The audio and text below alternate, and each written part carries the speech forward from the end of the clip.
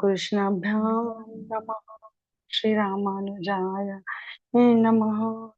लंबोदरं परं सुन्दरमेकदन्तम् पीताम्बरं प्रियनयनं परमं पवित्रम् उद्यद्दिवाकर निभोज्वलकान्तिकान्तम् विघ्नेश्वरं सकलविघ्नहरं नमामि। शरीरं स्वरूपं ततो वाक्कलत्रं यशच्चारुचित्रं धनमेव मनश्चेन्न श्रीगुरुरन्ध्रिपद्मे तथा किं तथा किं तथा किं तथा किं नारायणं नमस्कृत्य नरं चैव नरोत्तमं देवी सरस्वतीं व्यासं ततो जयमुदीरये। कृष्णे त्वदीयपदपङ्कजपञ्जरान्ते तदेव मे विशतु मानसराजंस प्राणप्रयाण समये कफवातपित्तये कण्ठावरोधनविधो स्मरणं कुतस्ते बर्हापीडं नटवरवपु कर्णियो कर्णिकारम् बिभ्रदवसा कनकपीशं वेजन्ती च मालम् रन्ध्रान्वेणुरधरसुधया पूरयन् गोपुरवन्दे वृन्दारण्यं स्वपदरमणं प्राविशतगीतकीर्ति करारविन्देन पदारविन्दन् मुखारविन्दे विनिवेशयन्तम् वटे पुत्रस्य पुटे शयानं बालं मुकुन्दं मनसा स्मरामि रामाय रामभद्राय रामचन्द्राय वेदसे रघुनाथाय नाथाय सीताया पतये नमः। अञ्जनानन्दनं वीरं जानकी शोकनाशनं कपीक्षमक्षहन्तारं वन्दे लङ्काभयङ्करं मूकं करोति वाचालं पङ्गुं लङ्घयते गिरिं यत्कृपातमहं वन्दे परमानन्दमाधवम् भक्ति भक्त भगवंत गुरु चतुर नाम बपुए इनके पद वंदन किए नासत विघ्नानि। परब्रह्म पुरुषोत्तम गुणगण निधान कौशल्यानंदन परब्रह्म आनंद रस श्री राम रामचंद्र और मैथिली नंदिनी श्री सीता माता के चरणों में वंदन एवं अभिवंदन।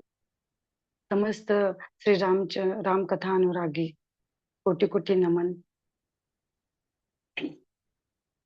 जो शुद्ध है बुद्ध है अनंत है नित्य है, जो संपूर्ण विश्व को धारण करने वाले भक्ति के प्राप्त किए हुए स्वरूप को समस्त विश्व का नाश करने वाले जो आदि ब्रह्म है, संपूर्ण विश्व के आदि अंत है, विश्वेश्वर लौकिक प्रमाणों के प्रमाणों पर जिनको पाया नहीं जा सकता, श्रद्धा और भक्ति के विश्वास से उनको जाना जा सकता है, ऐसे श्री लक्ष्मीपति श्री प्रभु रामचंद्र जो दिव्य पुरुषोत्तम प्रभु रामचंद्र जी के बारे में एक रामचरितमानस ये कथा। लेकिन ऐसी विडंबना है कि ये कथा श्रवण करने के लिए एक विश्वास भक्ति और त्याग तपस्या का एक चलन चाहिए। लेकिन ऐसा देखने को मिलता है कि पूरे विश्व में बहुत विडंबना है कि ऐसे ही दिव्य पुरुष श्री रामचंद्र इनको एक काल्पनिक या एक हिस्टोलॉजिकल मैथोलॉजी की संज्ञा दी जाती है। तो ऐसे ही जो श्री रामचंद्र प्रभु हमारे भारतीय संस्कृति की आत्मा है। अगर इनको ही काल्पनिक या एक माइथोलॉजिकल व्यक्तिमत्व की अगर संज्ञा दी गई, तो हमारी भारतीय संस्कृति प्राणविहीन हो जाएगी, मृतप्राय हो जाएगी, और अपने इतिहास तो लुप्त हो जाएगा। इतिहास 3 अक्षरों से बांटा जाता है, इति अधिकः अधिकास। जैसा जैसा होता गया वैसे वैसे ही इतिहास में दर्ज किया गया है। प्रभु रामचंद्र जी, जिसमें जिस शास्त्र ग्रंथ में मीमांसा दर्शन वेद है, जितने भी शास्त्र प्रभु रामचंद्र के हैं, तो केवल है केवल 2 ग्रंथ ऐसे हैं जिनको इतिहास की उपमा दी गई है। एक तो एक महाभारत और एक वाल्मीकि रचित रामायण। वाल्मीकि ऋषि वाल्मीकि ये राम श्री प्रभु रामचंद्र के समकालीन थे। उन्होंने अपने दिव्य अनुभूति अंतर्घट में ध्यान के माध्यम से जैसे जैसे प्रभु रामचंद्र के व्यक्तिमत्व, उनके चरित्र को अपने ध्यान समाधि में देखा, वैसे ही चित्रण करके श्री रामचरितमानस का निर्माण किया। लेकिन जब ऐसी ऐसी जब भ्रांतियां विश्व में उत्पन्न हुई, तब इसके ऊपर इस प्रश्न को टटोला गया और इस प्रश्न का एक जिज्ञासावश इसका एक सगोल निकाला गया, तो अपनी ही भारत की संस्कृति सामने आई कि उनकी ही एक महिमा उजागर हुई। ऐसे रिसर्च में एक परिणाम पाया गया है कि अंग्रेज जब भारत में शासन कर रहे थे, तब वो भारत की संस्कृति, नीति और आदर्शों से कायल हो गए, और अंग्रेज के गवर्नर जिनका नाम है वॉशिंग, उन्होंने भारत की संस्कृति से बहुत ही प्रभावित होके उन्होंने अपनी वेस्टर्न कल्चर को दरकिनार कर दिया और भारत की संस्कृति को अपना लिया। जब वो भारत की संस्कृति में भारत के आदर्श नीतियों के संस्कारों में रचते बसते चले गए, तो एक अंग्रेज ऑफिसर उनको उनको ऐसा चिंताग्रस्त हो गए कि ऐसे ही अगर भारत की संस्कृति अंग्रेजों ने अपनाई, तो भारत के ऊपर शासन करना बहुत ही कठिन हो जाएगा। और भारत के ऊपर शासन करने के लिए अम, उन्होंने एक ऑफिसर की नियुक्ति की गई, और उसको उनको भारत के हिस्ट्री के लिए उनको एक बुक्स लिखने के लिए उनको नियुक्त किया गया।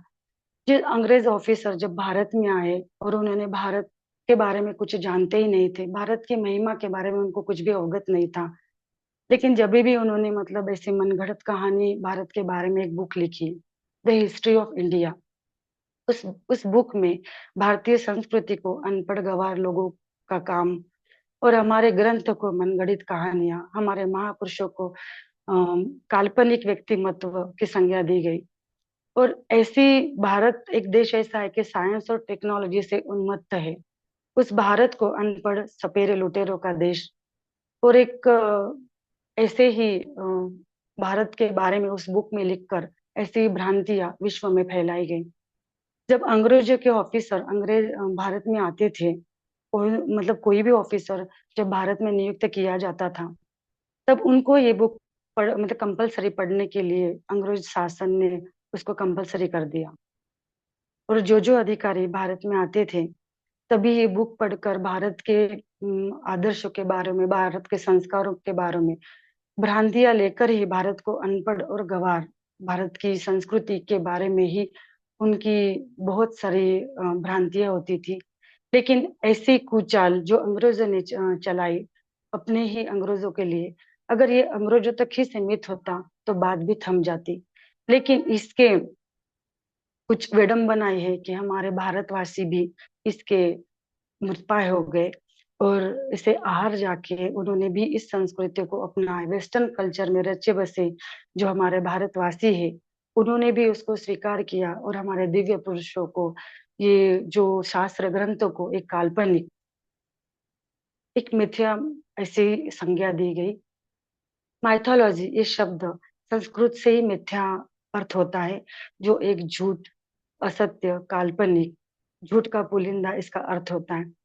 तो ऐसे ही हमारे रामचंद्र प्रभु की कथा, श्री रामचरितमानस के प्रति ये भरपूर भ्रांतियां है, और बहुत विश्व में ऐसे ही कथा को काल्पनिक ही मानी जाती है। लेकिन हमारे प्रभु रामचंद्र इनका जीवन तो ऐसा है कि जो आदर्श और नीतियों से भरपूर है। प्रभु रामचंद्र जी का एक ऐसा व्यक्तिमत्व है जिसमें धर्म, चरित्र और आदर्शों की पराकाष्ठा है। मर्यादा की सतत जागरूकता है, निष्ठा है। मर्यादा पुरुषोत्तम श्री राम जी का उठना बैठना, बात करना, वनों की तरह प्रस्ताव करना, विवाह करना, मैत्री करना, सिंहासन पर आरूढ़ होना, सब कुछ मर्यादित है, नियुक्त है, कहीं पे भी कोई त्रुटि नहीं है। प्रभु ने अपने जीवन से, प्रभु ने मानवता का पाठ पढ़ाया, माया जीत होकर भी माया का आश्रय लेकर मानवीय लीला की। क्यों? क्योंकि प्रभु अपने जीवन चरित्र से उन आदर्शों की, नीतियों को, मर्यादा को इतनी ऊंचाई दिखाना चाहते थे कि जिसकी हम कल्पना भी नहीं कर सकते। तभी तो उत्तर से लेके दक्षिण तक, पूरब से लेके पश्चिम तक प्रभु को दिल से स्वीकार किया। ऋषि महर्षियों ने प्रभु के चरणों में नतमस्तक हुए। भक्तगण प्रभु के आनंद से सराबोर हो गए। कवि और लेखकों को तो कहना ही क्या, अपनी लेखनी को रोक नहीं पाए और अनंत भाषाओं में अनंत रामायण की कथा रच दी गई। आप नॉर्थ साइड जाइए, जाकर देखिए गुरु गोविंद जी की, प्रभु के जीवन चरित्र राम कथा के रूप में लेखनीबद्ध की गई। इस साइड जाइए तो वहां देखिए कृतिवश रामायण फेमस है। नीचे महाराष्ट्र में आएंगे तो संत एकनाथ जी के द्वारा लिखित भावार्थ रामायण एक अनुपम ग्रंथ, भक्ति से, भक्ति के रस से परिपूर्ण। साउथ में चले जाइए, तमिल के महर्षि कंबन ने तमिल भाषा में जो लिखी हुई कंब रामायण श्री राम कथा से ओतप्रोत दक्षिण वासियों पर अलग ही छाप छोड़ी है, एक अलग ही जगह बनाई हुई है। महाकवि कालिदास की लेखनी से लिखी हुई रघुवंश, उसे तो कौन नहीं जानता। ऐसा अनुपम ग्रंथ इन सभी रामायणों के बीच में गोस्वामी तुलसीदास द्वारा रची रामचरितमानस, ये तो हमारे भारतीय संस्कृति के मुकुट में सदा एक चमकते हुए मणि के समान है और सदा रहेगा। इतना सरल, इतना सरस और मधुर भाषा में, और ऐसी जो तुलसी गोस्वामी की जो लिखी हुई रामचरितमानस, ये हर एक के होठों पे और हर एक के हृदय में एक जगह पा ली है। और इस रामचरित्र मानस के गोस्वामी तुलसीदास जी लिखते हैं कि जब ईश्वर की कृपा होती है तो ईश्वर की कृपा उसी के ऊपर होती है जिन्होंने अपने मन को ईश्वर के सामने रख दिया, अपने हृदय को पात्र बनाकर ईश्वर के सामने उपस्थित किया। ईश्वर की कृपा जब बरसती है तो कहते हैं, संत विशुद्ध मिलहि परिते ही चित्त वही राम कृपा करी जे।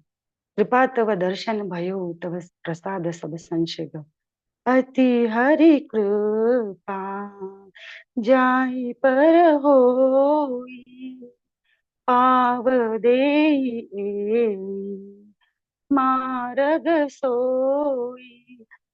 राम जी की जब कृपा होती है, श्री रामचंद्र प्रभु की जब एक भक्त के जीवन में अनुकंपा होती है और उनके ऊपर कृपा होती है, तो राम रूपी गंगा उसके जीवन में आगमन होती है।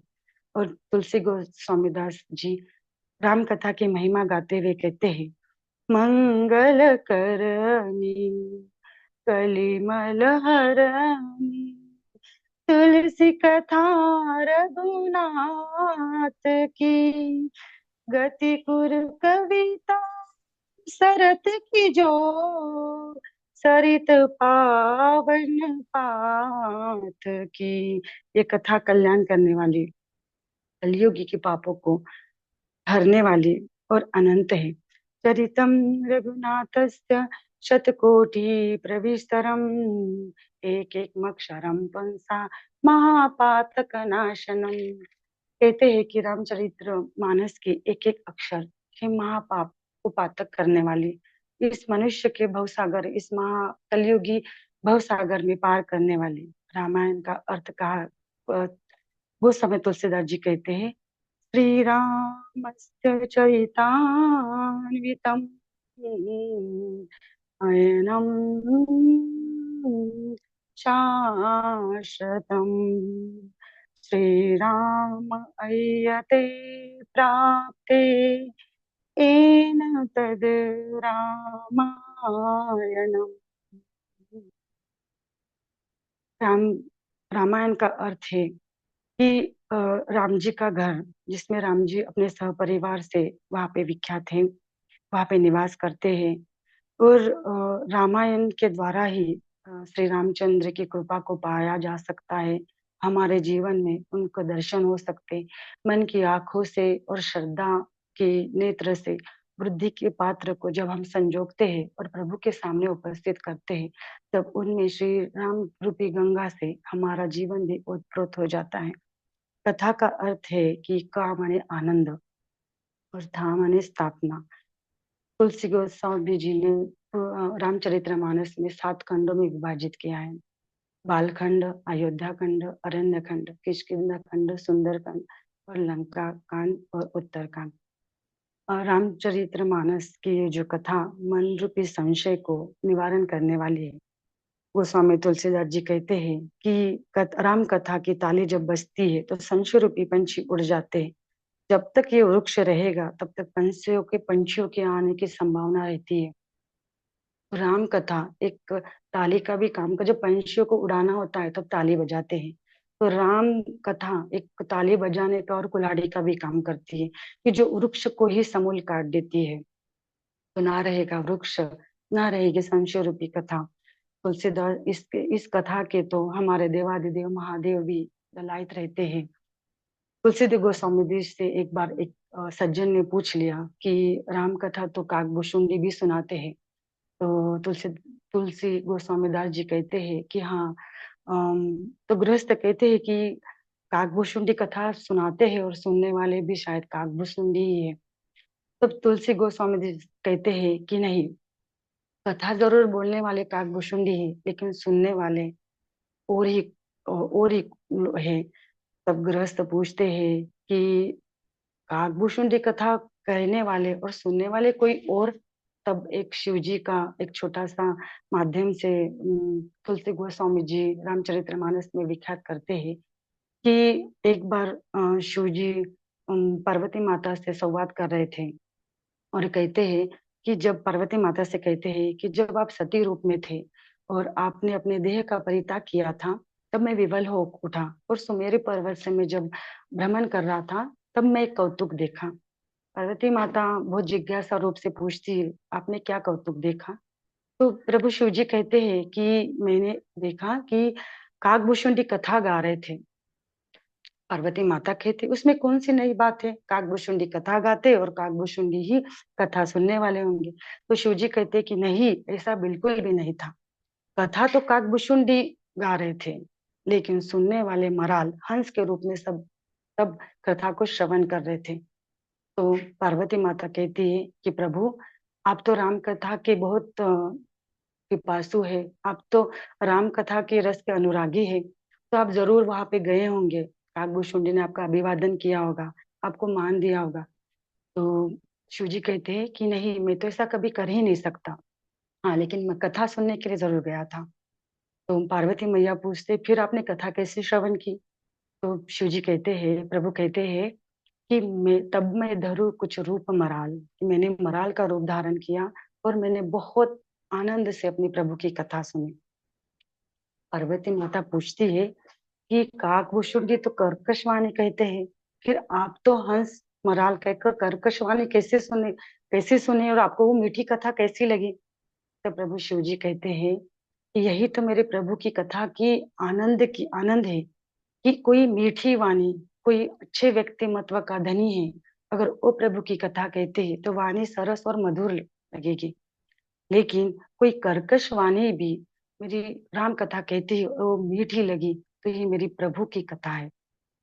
ऐसे प्रभु शिव महादेव अपने को ये कथा कैसे श्रवण करनी चाहिए, मतलब अपने देह अभिमान को, अपने देह अहंकार को दूर करके आत्मा रूपी बुद्धि के पात्र से मन को संजोग कर और प्रभु को समर्पित करके दृष्टि से वृष्टि से और सृष्टि बनाकर ये कथा श्रवण करनी चाहिए। ऐसे आचरण गोस्वामी तुलसीदास जी एक छोटे से माध्यम से हमें कहते हैं। इसीलिए कहा जाता है कि रची महेश निज मानस राखा, पाई सुसमय शिव सन भाषा। प्रभु शिव जी भी इसको मन पे रखते हैं, इसलिए इसको रामचरित्र कथा मानस कहते हैं।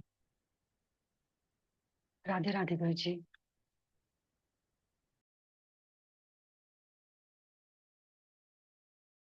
बहुत सुंदर, बहुत बढ़िया।